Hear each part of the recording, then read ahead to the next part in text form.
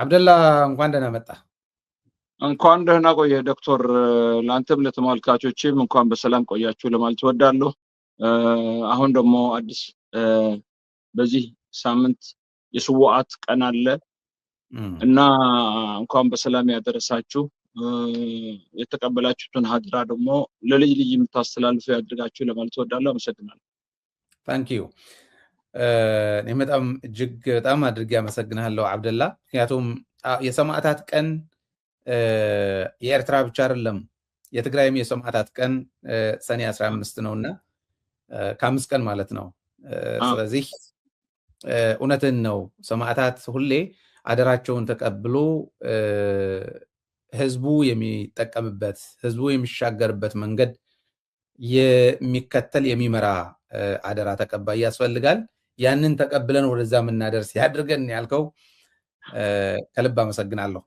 ዛሬ እንግዲህ እንደገለጽከው አደራ ከመቀበል ይልቅ የጸረ ሰው አስተሳሰብ ያላቸው ሰዎች ታዛዥ ሆነው ተላላኪ ሆነው ሀገራቸው ህዝባቸውን ለማጥፋት ወደ ሽፍትነት የመረጡ ተጋሩ በሽፍታ አንደበት ትግራይን እያሰቃዩ እዚህም እዛም እየተነኳኮሱ ቆይተዋል።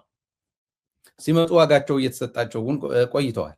እንደ አፋር ታጋይ አንተም መውጣት ይኖርባቸዋል፣ አንወጣም ካላችሁ ግን የቀን ጉዳይ እንጂ እኛው ራሳችን የምናደርገው እናውቃለን ስትል ነበረ። እንደ ሰራዊትም መሬት ላይ ያሉ የሰራዊት አዛዦች ባለፈውም እንደዛ ኮሚኒኬሽን ኃላፊው እየተናገረ ነበረ። አሁን ግን ከፋኖ ጋር ደግሞ ወስደው አጋጥሟቸው ረፍርፈዋቸዋል የሚል መረጃ አለ እና እሱን ያካፈልከኝ ቅድም። እንዴት ነበረ? የት ነው? ምን ያክል ጉዳት ደረሳቸው? የሚል አሁን ካልኩት ጋር እያይዘህ ብትገልጽልን። አዎ፣ አሁን እሱ ስርዓቱ ሁሉ ጊዜ ችግር የሚመጣው ስርዓት ላይ ህዝብ አይደለም ነፍሳቸውን መምራት የማይችሉ ለራሳቸው ያሉትን ብቻ ተቀብለህ የሰውን የበታች የሚያዩ ልክ እንደ ባሪያ ህዝቡና ሀገሩን ሪሶርስ እየወሰዱ የራሳቸውን ቃል የበላይነት ለማሳየት ህዝብ ለመጨረስ አገር ለማጥፋት ሴጣን የተናወጣቸው ሁሉ ጊዜ ሀገር ሲይዙ እንደዚህ ናቸው እና ብልጽግና የደሃን ልጆች ብልጽግናም ሆነ እነዚህ ወደ አብይ የሄዱ ሽፍቶች ትናንትና በረሃ የወጡት ደርግ ዘንዶ ሰራዊት ብሎ እኮ የትግራይ ልጆች አሰልፎ ነበረ። ብዙዎቹን ከሃዲዎችን አሰልፎ ከራሱ ጎን አድርጎ እየተዋጋ ነበር። ይሄው ነው አሁን ያለውም ስርዓት ነው። ሰው ነው የተቀያየረው እንጂ አካሄዱ ያው ነው እና የዛን ጊዜ እምቢ ብለው የስንት ሰማዕታት አደራ ተቀብለው የሚበሉ አጥተው አይመስለኝም ከቤት የሄዱት ሰላም አጥተው ነው። ሀገራቸውና ህዝባቸውን ነፃ አውጥተው ፍትሃዊ የሆነ ምርጫ አድርጎ ስልጣኑን ለህዝብ ለማስረከብ ይመስለኛል በረሃ የወረዱት። ዛሬ ተመልሰው ግን የደሃን ልጅ እያስጨርሱ ልጆቻቸውን አሜሪካና በተለያዩ አካባቢ አስፍረው ውሸት ለመንዛት በውሸት እውነት ለማስመሰል ሰው ለማደናገር ቅንጥብጣብ እየተቀበሉ የደሃን ልጅ በየቦታው መማገድ ማለት ይሄ አይደለም። ሰማዕታት አደራ ብሎ የተውት ጀግኖች ፈንጂ እየረገጡ ድፋዕ እየሰበሩ አንተ ለሀገር መሪነት ትበቃለህ እኔ ቀደማለሁ ብሎ የተሰዉት ጀግኖች ይሄን እንዲያደርጉ አልነበረም። ግን ያው እስካሁን ድረስ ጀግኖችም ስለነበሩ ውሻን እንዴት ማሰር እንደሚቻልና እምቢ ካለ እንዴት መቅጣት እንደሚቻል የሚያውቁ ጀግኖች ስለነበሩ እነሱ መጓደላቸውና አንዳንድ ደግሞ ክፍተት መፈጠሩ እነሱ ባመጡት የትግራይም ህዝብ ተጠልቶ ትግርኛ ተናጋሪ ተጠልቶ እንደ ኢትዮጵያዊ አይደለም እኮ ከየቦታው እየተባረረ ንብረቱ እየተቃጠለ ሰው በስቅል እየተሰቀለ እየታረደ ነበረ፣ እየነደደ ስጋ እየተጠበሰ እና ይሄ ሁሉ መዘዝ የትግራይ ህዝብ ልመና ላይ ነበረ። ቁርጥና ዲስኮ ቤት እያደሩ አዲስ አበባ ላይ እነሱ በጀመሩት ዘረፋ ነው የትግራይ ህዝብ ታርጌት ውስጥ የገባው።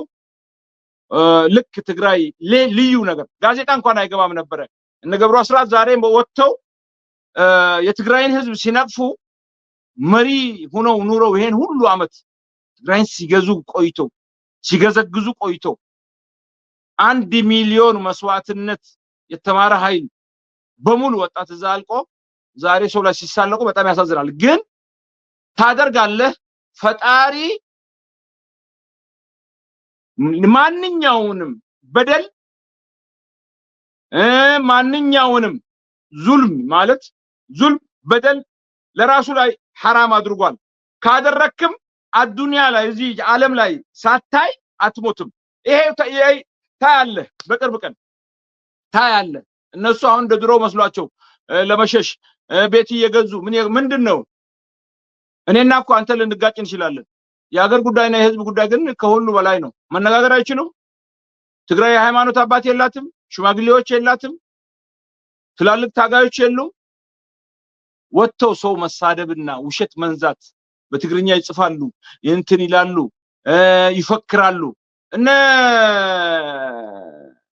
ማን ነው ስሙ ብርሃኑ ጁላ መፈከር ዛሬ አይደለም ሲፈክሩ ነበር የትግራይ ጦርነት ሲጀመር ምን አሉ ከዛ በኋላ ምን አሉ አብይ አህመድ ትግርኛ እንዳልኩ ነው አጋጭቻለሁ አማራና ትግሬን አጋጭቻለሁ አፋርና ትግሬን አጋጭቻለሁ በቃ ሁሉን ቆራርጫለሁ ካሁን በኋላ ቤተ መንግስት ሆኜ የፈለከውን ብናገር ማንንም ምንም አያደርገኝም ብሎ ነው ባህሩ የኔ ነው እኔ ኤርትራ እንዴት እንደተገነጠለችም አላቅም ምናምን ይያል የዘላበደ ለኢትዮጵያም ህዝብ ሲደርስለት ፈጣሪ ሲደርስለት ያው የምላስ እንድልጫ በቅቢያ ይታሽም ይላሉ አሁን ከተንዳለት ግግረን አመለጠችው ማንነቱም ተነቃበት ይሄውና አሁን እስከወደቀ ቆይቷል እሱ አሁን መሰናበት ነው የቀረው መሰናበት ደግሞ በቅርብ ጊዜ ይጠናቀቃል አሁን በኒሻንጉል ሁለት ትላልቅ ተቃዋሚዎች ተፈጥረዋል ጾምዶም ያየኸው ነው የሱዳንም ጦር ሄሜዲቲን ጦር አመድ አባቱን አብልቶ ስንት ሙርኮች ስንት መኪናዎች ስንት ታንኮች ተማርከዋል ትናንትናና ዛሬ መሃል ስለዚህ ይሄ እነሱ ደግሰው የነበሩት የደም ድግስ እዝጌር አክሽፎታል እና እነዚህ ሂደው አብይ ነው ተከራይ ናቸው አከራዮቹ እነ ጌታቸው ረዳ ናቸው የሚያከራዩት የደሃ ልጅ ነው ዘግተው ስራ የለም የሚበላ የለም ምን የለም ከዛ በኋላ አሁን የትግራይ ስንት ጀነራል ስንት ኮሎኔል ስንት ኢትዮጵያን ሲያገለግሉ የነበሩ ትግራዋት በመሆናቸው ብቻ ስንቱ ነው የተረሸነው የተገደለው ዛሬ አንድ ሴት በማያገባት ነገር ፖለቲካ ውስጥ ገብታ ስታቦካ ወስዶ መቅጣት ያለ ነው የጦርነት ሰዓት ስለሆነ ማለት እርምጃም ሊወሰድ ይችላል የሀገር ጉዳይና የህዝብ ህላዊ ጉዳይ ስለሆነ ጫዋታ ሰዓት አይደለም አሁን ሊገሏቸው እየተዘጋጁ ሷ በማወቅም ሆነ ባለማወቅ ትግራይ ፍርድ ቤት አለው ህግ አለው ስርዓት አለው ያውቃሉ እነሱ ተቆርቋሪ ሆነው ነዳጅ ከልክለው የሚበላ የሚጠጣ ከልክለው ደሞዝ ከልክለው ትምርት ዘግተው የትግራይ ተቆርቋሪ ሆነው ሴቷ ታሰረች ተያዘች ተቀፈፈች ምን ተባለች ለሷ ብለው አይደለም አጀንዳ አጡ እቺ የሚለቃቅሙት ቆሻሻ የሆነ የገማ ፖለቲካ ምንም የማያስኬት እንደ መንግስትም ሆነ እንደ ተማረ እንደ ምሁርም ማንም ሰው የሚቀበለው ነገር አይደለም የላቸውም ይሄ እነሱ እንደ ደህዩ እንደከሰሩ የሚያሳይ ነው ስለዚህ አሁን እነዛ ልጆች ወደ ፋኖ ጭኖ በወልቃይት አስገብቷቸው ነበር በታች በሁመራም ወስደው ትንሽ አስፍሮ ነበር በወልቃይትም አስፍሮ ነበር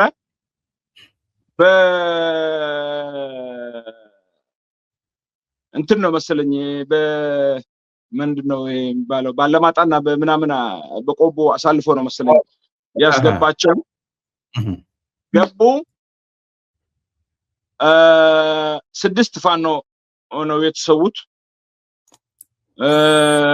እነዚህ ደግሞ የደሃ ልጆች ናቸው ሁሉም መቼም የሚጋጩት እንጂ 6 ከፋኖ ነው ወይስ ከነዚህ 6 ከፋኖ ከነሱ 15 ሙት የቆሰሉትን እነሱ ይቆጠሩት የተማረኩም አሉ። ብዙ መሳሪያዎች ተማርከዋል። ሞርታሮች፣ ብዙ ተተኳሾች ተማርከዋል። ፈረጠጡ፣ አመለጡ። የትግራይ ሰራዊት በዓላማ ሲዋጋ የነበረ ጊዜ ተወክቶ ይማረካል። ግን ሲፈረጥጥ አልሰማነውም። ያልቃል፣ ቦታው ይያዛል እንጂ ድፋዕ እልል እያሉ ገብተው ነው ሲሰብሩ እኛ የሰማነው። በቆረጣም እየሄዱ ጦሩ ወይ ታገር ቀርቶ እነሱ ድፋዕ ቆርጠው ነበር።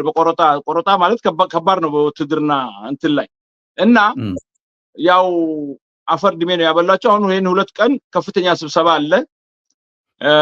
ያ ኮማንዶ ፖስት አድርገውት አፋር ክልል ያደረጉት ጀነራል ስሙ ጠፍቶኛል አሁን።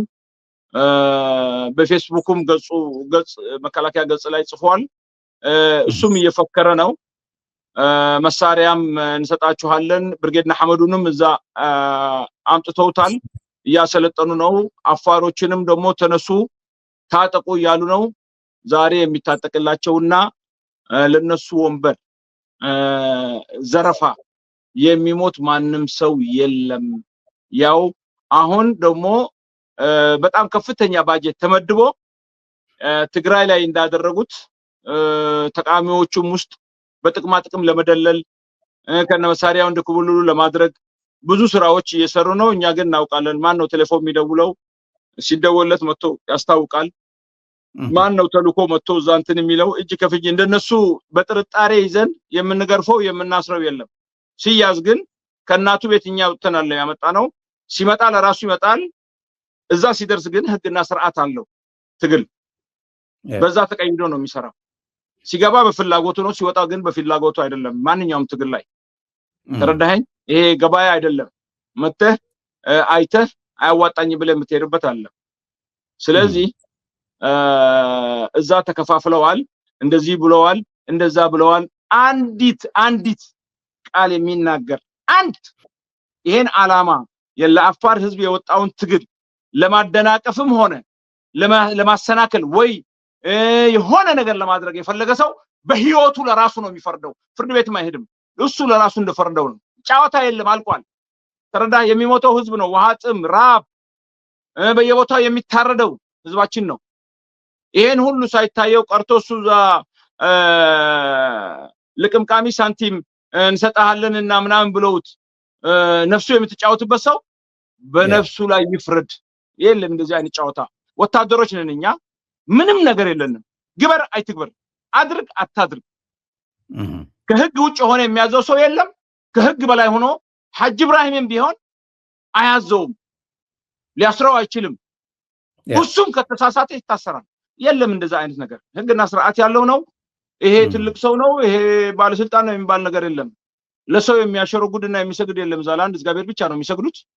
ለወጡለት ዓላማና ለህዝቡ ከቤታቸው አውቀው ልጆቻቸውን እናቶቻቸውን ቀያቸውን ትተው የወጡት ሊታገሉ ነው። ስለዚህ አሁንም ለጦርነት ለማስገባት እየመለመሏቸው ነው። ወደዛ ልሄድልህ ጥያቄም ስለነበረ እዛው ያለ ጥያቄ በደንብ ጨምሬ ላቅርብልህና በዛው ትሄድበታለህ። አሁን እየነገርከኝ ያለው የአፋር ሰራዊት ተበትነዋል፣ ያው ተስፋ ቆርጠዋል፣ ምናምን ሆነዋል እየተባለ እየተወራ ያለውን ነው እየመለስክልኝ ያለው። እሱንም በደንብ መልስልኝና ማስኮብለልም ጀምረዋል፣ ደግሞ ብርም እየሰጡ ማታለል ምናምንም ጀምረዋል። እሱ ብቻ ሳይሆን ለአገውም ጥያቄያችሁን ሰማችኋለን፣ ከትግራይ ጋር አትስሩ ይሏቸዋል። ለቅማንትም እንደዛ፣ ለአፋርም እንደዛ። ከዛ በብር ደግሞ በቃ ለምን አገቡ እንደዚህ እንሰጣችኋለን እያሉ ነው። አሁን ማስኮብለልና በብር በምናምን ማስኮብለልና ተበትኗል የሚለው ፕሮፓጋንዳ ሁለቱም ነው እያስኬድ ያሉት እና ሁለቱንም ሂድልኝ ለማለት ነው። አሁን የነሱ አክቲቪስቶች ዝም ብለው ነበረ። እርስ በርሳቸውም ደግሞ ስለተጋጩ በጥቅም አንዱን ጎራ ይዞ ዝም ብለው ነበረ። አሁን ግን ነገሩ በጣም የጠነከረ ሲሆንባቸው ገንዘብም ምናምንም ደልለው የነሱ አክቲቪስቶቻቸው የሚሉት እንጂ ህዝቡ ያውቀዋል። ከህዝቡ ጋር ነን እኛ። ባለስልጣኖችም አሉ ከኛ ጋር፣ የጦር መሪዎችም አሉ ውስጥ ሆነው ከኛ ጋር የሚሰሩ ማለት ነው። ለዓላማቸው ለሁሉም ነገር ያለችውን ነገር በሰከንድ አክቲቪስቶችም አሉ። ዝም ብዬ ለፕሮፓጋንዳ ተቀበታለሁ። 24 ሰዓት ሙሉ በ8 ቴሌፎን ነው ምናነጋግረው እና ከውጭ ለራሱ ሲም ካርድ አውጥተን ሰተን በእኛ ሲም ካርድ ያልታወቁ ደግሞ ቴሌፎኖች ገብቶ በዛ ቴሌፎኖችም የሚገናኙ አሉ። ስለዚህ የነሱ አክቲቪስቶች ህዝቡ እንዳይሄድ ሌላ ማስቆሚያ የላቸው። በቃ እዛ ችግር ተፈጥሯል ካሉ ሚዲያም እንትን የላቸውም። አንዳንድ ፌስቡክ ነው የሚያዳምጡት። ፌስቡክ ያላቸውም እነሱ ናቸው። ለምን በሚሰርቁት በ120 ሺህ በ130 ሺህ ፎን ገዝተው ሁሉ ቦታ ይከፍታሉ፣ ሁሉ ምግብ ቤት ሁሉ እንትን ህዝቡን ለማደናገር። ስለዚህ እነሱ ናቸው የሚጠቀሙት እንጂ የሚኮበልል የለም። ለምን ብትለኝ ስትመጣ እኛንን በተለያዩ መንገድ ከተለያዩ ጽምዶዎች ጋር አድርገን ትግል ሜዳ እንዲደርሱ እናደርገው። ተረዳኸኝ? እዛ ከደረስክ በኋላ ህፃናት ካሉ ምን ካሉ ትምህርት ቤት ነው የሚሄዱት። እኛ መሳሪያ እና 16 ዓመት ምናምን የደረሱ ካሉ ይሰለጥኑና ከዛ በኋላ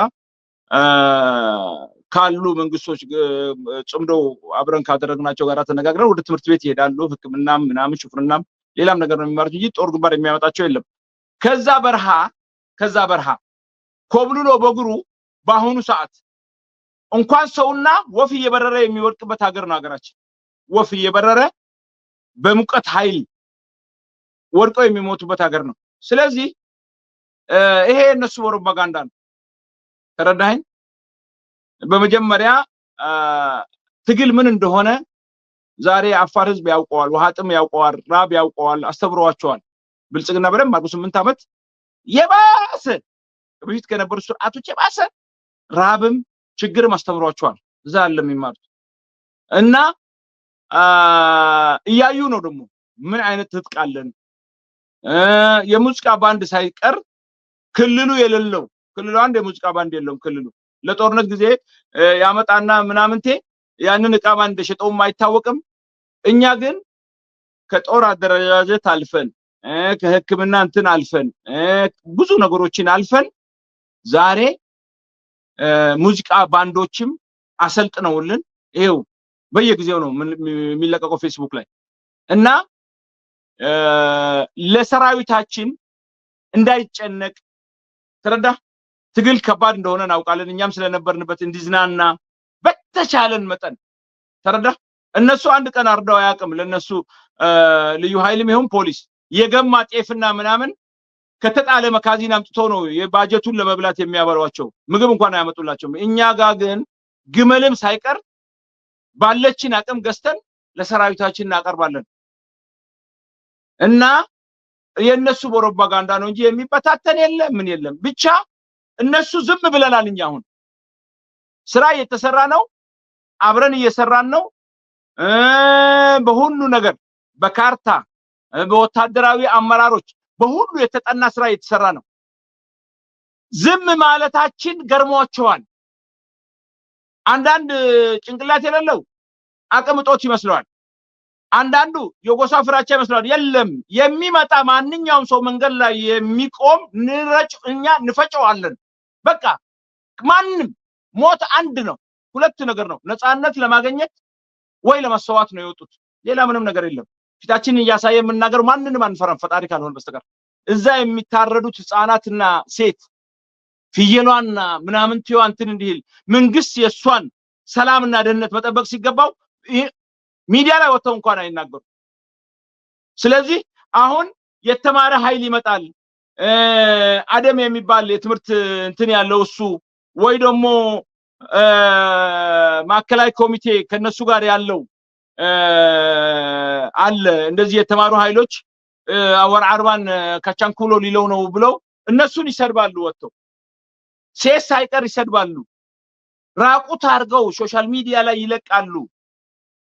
በጣም ባለጌ የነዚህ የአመት ደሞዝ ያልወሰዱ አሉ። ገዋኔ የሚሊሻዎች ማለት ነው። እንደገና የ4 ወር የ5 ወር የ8 ወር የመንግስት ባለስልጣኖች ደሞዝ አልወሰዱም። የመንግስት ሰራተኞች ማለት ነው። ባለስልጣኖች እነሱ ናቸው የሚዘርፉት። እና ጠያቂ የለም ተጠያቂ የለም። ያንን ከተናገርክ ተወስደህ እዛ ትከረቸማለህ፣ አለቀልህ።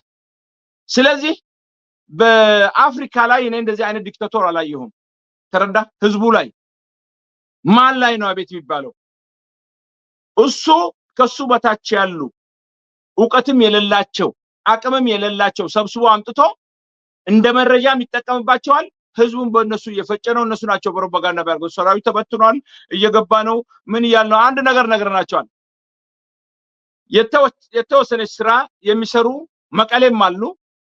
ከሚመለከታቸው አካሎች ጋር ተነጋግረናል።